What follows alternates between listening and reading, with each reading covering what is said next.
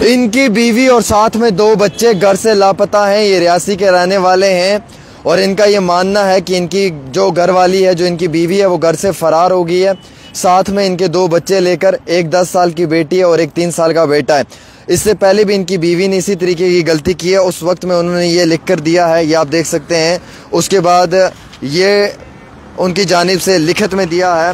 फिर उसके बाद ये एडमिनिस्ट्रेशन के फ़ैसले हैं जिनके ऊपर सुनवाई भी हुई है, लेकिन अभी तक जो इनका मुतालबा वो यही है कि बार बार इनकी अहलिया जो है वो इस तरीके की गलती कर रही है। अब दोस्तों, मेरे पास 2 ऑप्शन थे, या तो इस गरीब की स्टोरी करना या इसे फिर यहाँ से वापस ऐसे ही भेज देना।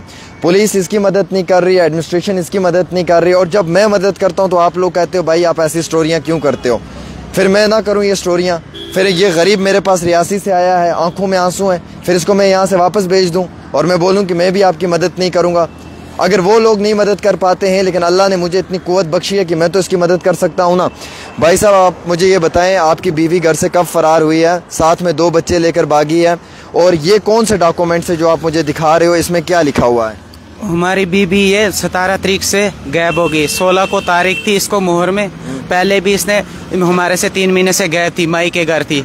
उधर से फिर एक दिन भागी 6 तारीख को, फिर भाग के आई 1 हफ्ता इधर जम्मू में, फिर तेरी इधर से वापस आई। फिर मोहर में तारीख थी 16 तारीख को, उधर तारीख दे के उसके बाद हमारे घर आई। उधर से बच्ची थी मेरे पास, बच्ची भी उठाई, सामान अपना उठाया, फरार हो गई। नंबर ब्लैक लिस्ट में डाले, नंबर ब्लॉक रखे, और कोई पता नहीं कहाँ है क्या नहीं। इतना मुझे पता चला कि वो जम्मू की गाड़ी में बैठ के चले गए। इसके पापा को मैंने फ़ोन किया, उसने भी बोला कि वो जम्मू की गाड़ी में बैठा, वो चले गए। हमें घर भेजी थी, आगे जम्मू की गाड़ी में बैठ के चले गए। फिर उसके बाद मैंने एप्लीकेशन मिसिंग रिपोर्ट लिखाई, गया मुंशी के पास, वो बोलने का तू नहीं दे पाएगा, 3 महीने से तेरे से गई है माई के घर, वो वहाँ से गई, वो ही देंगे। तो उसके बाद में वापस आया, उधर किसी कोई पता नहीं, सुनाई नहीं कहाँ है क्या, इतना ही है। इतना सुनता हूँ इधर ही कहीं जम्मू में घूमती आगे। ये कब से लापता है? ये 17 तारीख से लापता है। और साथ में 2 बच्चे हैं आपके? 2 बच्चे, 10 साल की बच्ची है और 3 साल का बच्चा है छोटा, वो साथ में लेके फरार है। कोई पता नहीं कहाँ, नंबर ब्लॉक रखे है उसने। और जिस लड़के के साथ इसका रिलेशन है, अशफाक उसका नाम है, और वो बलमट कोट का है, अशफाक काजी। उसका कुछ सबूत है आपके पास? आप ये बात, एफिडेविट उन्होंने पहले भी लिख के दिए है, कोर्ट ने लिख के दिया है, अशफाक ने भी लिख के दिए है, और जरीना ने भी लिख के दिए। जरीना कौन है? जरीना हमारी मिसेज है। इन दोनों ने क्या लिख कर दिया कोर्ट से? लिख कर दिया है कि आइंदा हम कोई फोन नहीं करेंगे, कोई कुछ नहीं, हम आइंदा बाज आ जाएंगे, एक दूसरे के साथ कोई रिलेशन नहीं रखेंगे। उसके बावजूद भी ये एक दूसरे को फ़ोन करते हैं, चलते। जिस दिन जरीना बानो उधर से भाग के आई हमारी मिसेज जम्मू में, और वो लड़का भी है आगे पीछे गाड़ी में, ये आए इधर जम्मू वाली गाड़ी में बैठ के चले आए इधर से, ठीक है। उसके बाद इन्होंने नंबर ब्लॉक रखे, कोई कनेक्ट नहीं, कोई कुछ नहीं। वो 2 बच्चे लेके फरार कहीं है, कोई पता नहीं कहाँ है क्या नहीं है, इधर ही कहीं जम्मू में आगे पीछे, कोई पता नहीं चल रहा कहाँ। ये भागती क्यों है आपके पास से? क्या आप जुल्म करते हो, कोई डोमेस्टिक वायलेंस करते हो, कोई मारपीट करते हो आप, कोई झगड़ा करते हो आप, क्या वजह है? इसको मैं इतनी बात बोलता हूँ कि आप गलत हरकतों से बाज आ जाओ। क्या गलत हरकतें करती है? फोन शोन करते है। किसको? जो अशफाक, मोहम्मद अशफाक जो उधर का है, बलमत कोट का। हाँ। अशफाक, मोहम्मद अशफाक ने इसमें लिख कर दिया है, उसने लिख कर दिया है, इसमें एफिडेविट है, कोर्ट से लिख कर दिया, आइंदा मैं फ़ोन नहीं करूंगा। मगर उसके बाद भी उसने मेरे सामने इसको फ़ोन किए, और इनका कनेक्ट है आपस में, और उधर से भाग के आई। अब इधर कहीं जम्मू में है आगे पीछे। तो वो इस वक्त तक मैंने कॉल की, वो कोई कॉल अटेंड नहीं करती, कोई कुछ नहीं।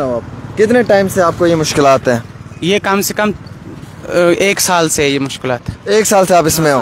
तो ये कौन सा जुल्म आप पे हो रहा है? इस तरीके से क्या आपने किया जो आपको इस तरीके से खुमियाजा भुगतना पड़ रहा है? मैं रोना नहीं, आप मेरे भाई हो, मैं आपके साथ हूँ। इंशाल्लाह अल्लाह की अदालत में इंसाफ ज़रूर मिलता है, और कानून की अदालत में भी मिलता है। आप क्यों रो रहे हो? आप यहाँ पास में आ जाओ, कोई बात नहीं, कोई इतना बड़ा किसी चीज़ में कमी नहीं रखी इसको, कपड़े बूट में नहीं, पैसे में नहीं। 3,60,000 मेरे इसके अकाउंट में, कपड़े आपका 3,60,000? 60,000, 3,60,000 मेरे उसके पास है अकाउंट में, और 2 लाख इसे फिक्स करवाया है, बाकी कुछ निकाले, कुछ अकाउंट में है। और वो अकाउंट भी चेक किए जाए, वो पैसा कहाँ से आया, कहाँ, वो बोली नहीं जी तूने मुझे पैसे नहीं दिए, मैं कैश घर में रखता था, ट्रैक्टर अपना था, चलाता था, कैश रखता था, यहाँ अकाउंट में डालती थी, वो पैसे भी इसके पास है, वो बच्चे भी दर बदर किए। अल्लाह सब्र रखे, अल्लाह ताला हर इंसान के लिए अच्छा करता है, और मैं आपका भाई हूँ, मैं आपके लिए इंशाल्लाह बेहतर करूँगा। दोस्तों मैं ये बच्ची भी स्कूल में वहाँ दाखिल थी, एकेडमी में पढ़ती थी, 10 साल की बच्ची उधर ही पढ़ती थी। वो उसकी स्टडी भी अब तबाह होगी। हाँ, उसकी स्टडी भी तबाह होगी, वो लेके फरार है। वो छोटी बच्ची भी, बच्चा भी। रूम रखा हुआ था 10 साल से, जब से शादी की मैंने, माँ बाप छोड़ दिए, भाई छोड़ दिए इस बीवी के लिए, और मैंने रूम मोहर में रखा। उधर ही बच्ची भी पढ़ती थी, कपड़े बूट भी खुले रखे मैंने, हर चीज खाने के लिए रखे, पैसे भी खुले रखे, किसी चीज में कमी, कोई काम नहीं था उसको, कुछ नहीं, कपड़े धोने, बच्ची स्कूल भेजी, यही काम था। मैं दिन रात को सर्दी में ट्रैक्टर चलाता था, अपना ट्रैक्टर चलाता था और मेहनत करके पैसे लाता था। कुछ कैश जो बचता था इसके पास रखता, अकाउंट में डालती थी। अब इसके अकाउंट में कितना पैसा है आपका? वो 3,60,000 था सब, उसमें 2 लाख इसने फिक्स डाक खाने में करवाया, तो बाकी कुछ अकाउंट में है, कुछ निकाले, कुछ कैश लिए, कोई पता नहीं कहाँ। जनाब इनकी बीवी घर से फरार हो गई है, 2 बच्चों को लेकर। एक बेटी 10 साल की है, एक बच्चा 3 साल का है। अकाउंट में भी 2-3 लाख रुपया है इनका, बीवी के अकाउंट में पड़ा हुआ है। इनका कहना यह है कि किसी भी चीज़ की कमी पेशी इन्होंने नहीं रखी है, फिर भी 1 साल से ये इस तकलीफ़ में है। जो लड़का इसे फ़ोन कर रहा है, उस लड़के ने बाकायदा इन डॉक्यूमेंट्स में कोर्ट में एफिडेविट लिख कर दिया हुआ है कि वो आइंदा से कोई फ़ोन कॉल नहीं करेगा, लेकिन वो फिर इस तरीके की गलत एक्टिविटी कर रहा है, जिसकी वजह से इनकी बीवी इनका घर छोड़ रही है। अब लड़की की भी गलती है, लड़के की भी गलती है, लेकिन खुमियाजा ये बेगुनाह इंसान भुगत रहा है। ये रियासी से जम्मू मेरे पास आया इंटरव्यू देने के लिए। 2 ही ऑप्शन थे, या तो मैंने इसका इंटरव्यू करके इसकी तकलीफ़ को समझना था, या इसको मैंने यहाँ से वापस भेज देना था। अब आप बताओ मैंने ठीक किया या गलत किया? कई सारे लोग कहते हैं कि ऐसी स्टोरीज मत किया करो। अरे मुझे ये बताओ कि मुझे क्या फ़ायदा है?